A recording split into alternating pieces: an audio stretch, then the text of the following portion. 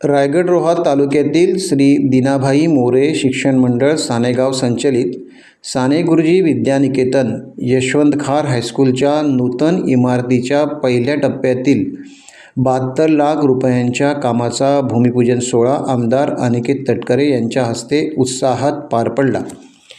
यावेळी तटकरे यांनी ग्रामीण भागातील शाळांचा विकास हाच विद्यार्थ्यांच्या उज्ज्वल भवितव्याचा पाया असल्याचे सांगत शिक्षण क्षेत्राच्या विकासासाठी राष्ट्रवादी काँग्रेस सदैव कटिबद्ध असल्याचे स्पष्ट केले।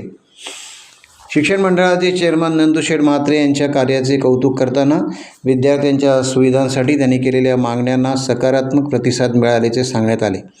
त्यांच्या मागणीनुसार नवीन बस उपलब्ध करून देण्यात येणार आहे।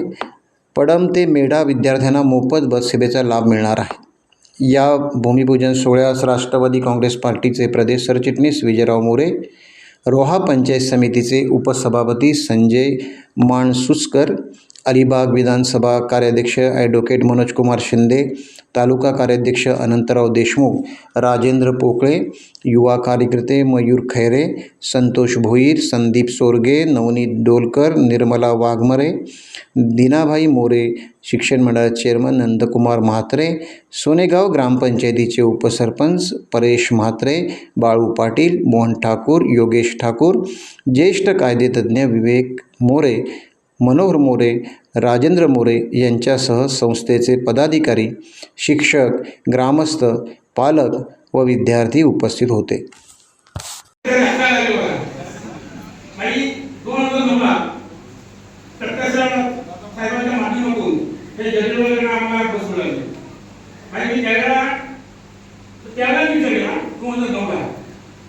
बसचा परमिट कसा काढायचा ह्या शाळेत विद्यार्थी कमी होता कामा नये।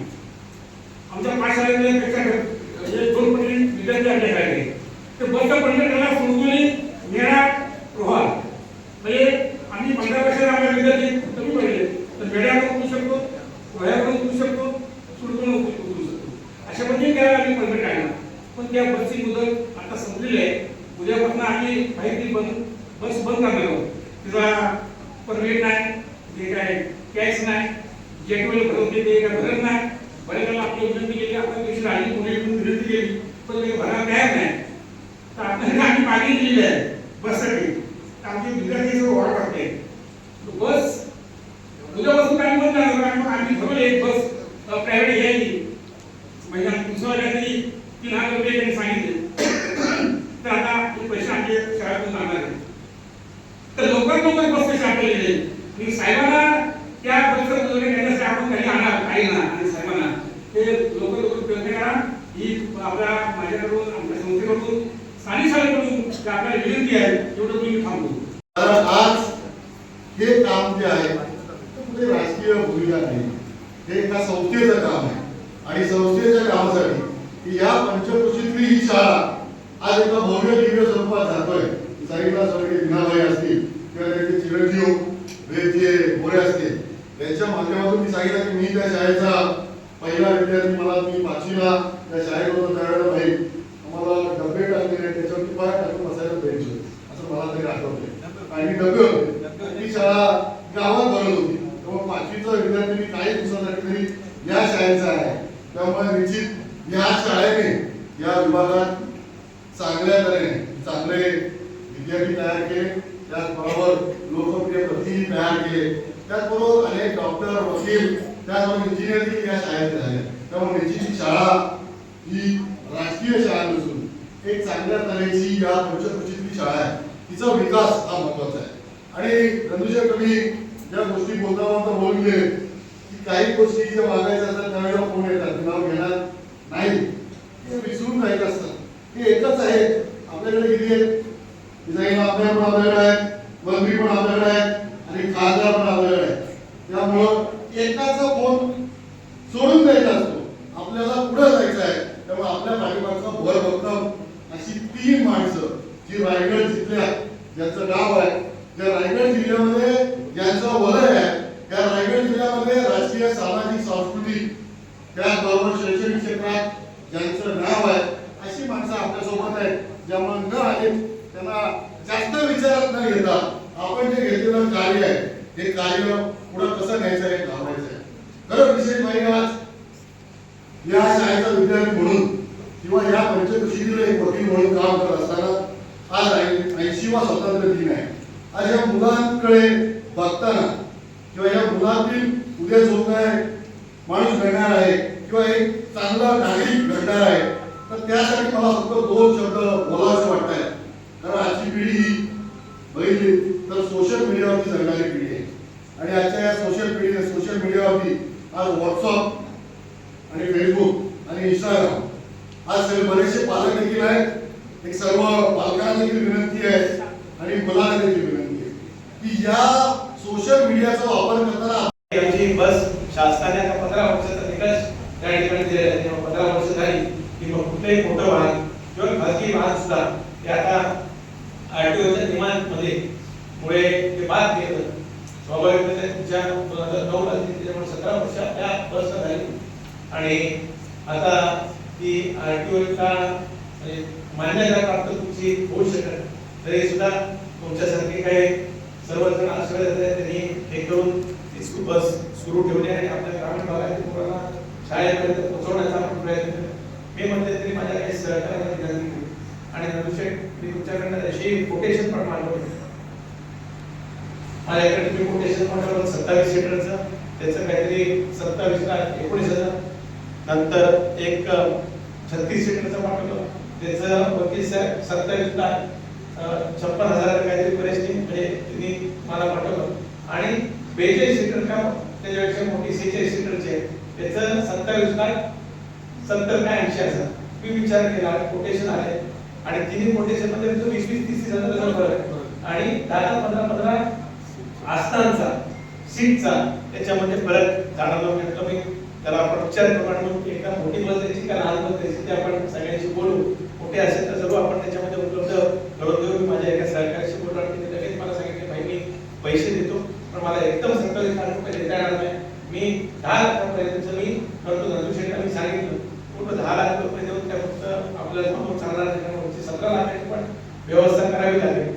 त्याच्यामुळे उर्वरित जो काय निधी आहे मला एखादा 2 दिवस द्या. एखादी मुंबईची फेरी झाली तर उर्वरित 17 लाख रुपये सुद्धा मी तसं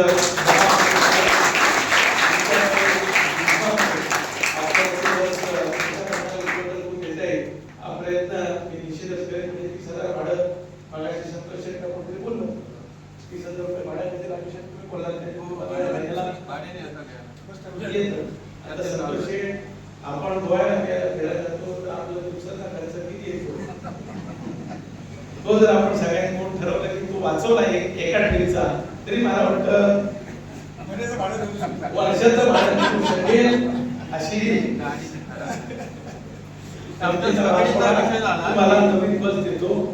त्याच्यात अजिबात काय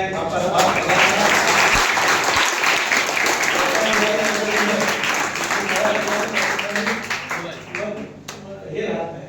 आणि मग इतकी सगळी मंडळी सर्व कृषी मंडळी एका व्यासपीठावर वारंवार बोलवण्यापेक्षा म्हणजे एकाच वेळेला बोलवण्यापेक्षा 2-3 वेळा भेटते तर बरं वाटतं. सगळी मंडळी बरोबर आता कोण येतंय कोण नाही येतंय याच्यापेक्षा नंदुशेठ आपण आपल्या सर्वांचा हेतू काय या इथं बसलेल्या मुलांसाठी आपण या गोष्टी करतो. त्याच्यामुळे ज्या वेळेस एखाद्या शैक्षणिक वास्तूमध्ये आपण येतो, एका शैक्षणिक संस्थेमध्ये ज्यावेळेस येतो तेव्हा आपले राजकीय जोडे हे त्या असलेल्या कंपाऊंड वॉलच्या बाहेरच आपण काढणं अभिप्रेत असतं. जरूर निवडणूक आल्या की आपण एकमेकाच्या समोर आपली पक्षीय ढाल उभं इथे सुद्धा शेतकरी कामगार पक्षाची मंडळी आहे, राष्ट्रवादीची आहे, शिंदे सेनेची मंडळी आहे, इतर सुद्धा काही पक्षाची सहकारी मंडळी या ठिकाणी.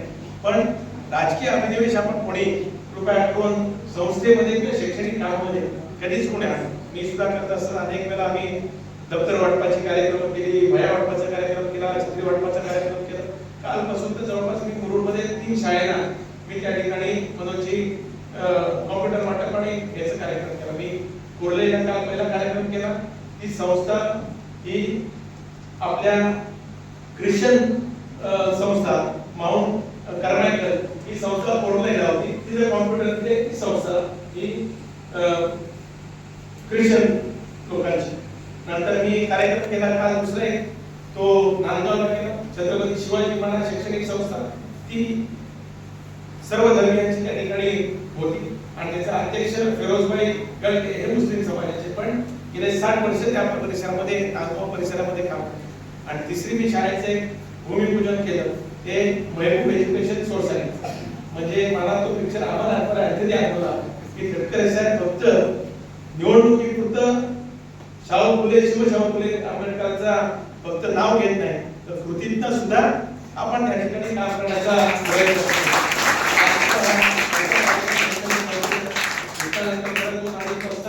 साई पंचकृषीला सुद्धा आम्ही जवळपास 1 कोटी रुपये निधी आपण उपलब्ध करून दिला. त्याच्या लोकार्पणाचा कार्यक्रम म्हणजे इथं भूमिपूजनाचा कार्यक्रम आज होतोय. आणि आजच 2 तासांनी आमच्या साई पंचकृषीतील शाळेचा लोकार्पणाचा कार्यक्रम होता. त्याला सुद्धा साहेबांनी 1 कोटी रुपयाचा निधी साहेबांनी उपलब्ध करून दिला. हे सांगण्याचं मत अर्थ एवढाच आहे की गेल्या वर्ष 1.5 वर्षामध्ये ज्या प्रामाणिकपणाने आपण सर्वांनी मिळून आशीर्वाद तटकरे साहेबांनी दिले, साहेबांनी दुसऱ्यांदा खासदार म्हणून निवडून दिलं.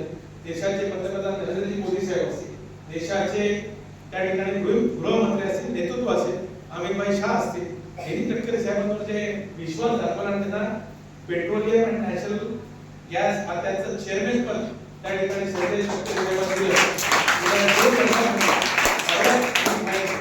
त्या ठिकाणी सर्व असलेल्या चेअरमॅनची एक आढावा बैठक घेतली आणि सर्वाधिक CSR फंड कोणी वापरला या संदर्भातली बैठक आम्ही बहिणी दिल्लीमध्ये त्या ठिकाणी घेतली. साहेबांचा मला फोन आला की अनेक असं आम्ही बहिणी बोलवलं. साहेबांना सुद्धा धाकधूक होती, कारण अमित भाई काय प्रश्न विचारतील माहित नाही किंवा जास्ती खर्च केला CSR मधला म्हणून विचारतील काय, असं साहेबांना तुझी एक भीती होती. पण नंतर मला साहेबांचा फोन आला की अमित भाईने आढावा घेतला आणि साहेबच्या खात्याचे आज चेअरमॅन आहेत किंवा ज्या कमिटीचे चेअरमॅन आहेत, त्या कमिटीच्या माध्यमातून तटकरे साहेबांनी गेल्या 2 वर्षामध्ये जवळपास 250 कोटी रुपयाचा निधी आपल्या उपकरणांसाठी उपलब्ध करून देण्याकरता यश त्या ठिकाणी आलं.